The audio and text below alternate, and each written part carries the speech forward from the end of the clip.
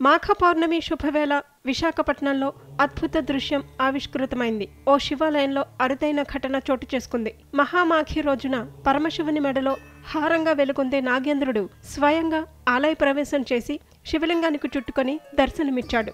ఇలాంటి దృశ్యాలు ఫోటోల్లోనో సినిమాల్లోనో మనం చూసి ఉంటాం. వాస్తవంగా ఇంత స్పష్టంగా శివలింగాన్ని నాగుపాము చుట్టుకొని ఇలా దర్శనం ఇవ్వడం చాలా అరుదుగా జరుగుతుంది. ఈ వీడియో ఇప్పుడు సోషల్ మీడియాలో వైరల్ అవుతూ నెటిజన్లను ఆశ్చర్యానికి గురి చేస్తోంది.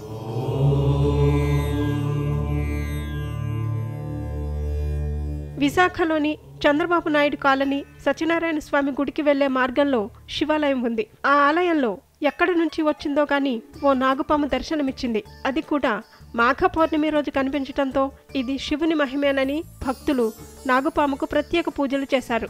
ఈ విషయం ఆ నోట ఈ నోట పాకడంతో ఆ అద్భుత ఘట్టాన్ని చూసేందుకు భక్తులు భారీగా తరలివచ్చారు. ఈ పాము అప్పుడప్పుడు ఇలా ఆలయానికి వస్తూ ఉంటుందని స్థానికులు చెబుతున్నారు. మాఘ పౌర్ణమి రోజు నాగేంద్రుడు కనిపించడం నిజంగా అదృష్టమని అంటూ సంతోషాన్ని వ్యక్తం చేస్తున్నారు భక్తులు.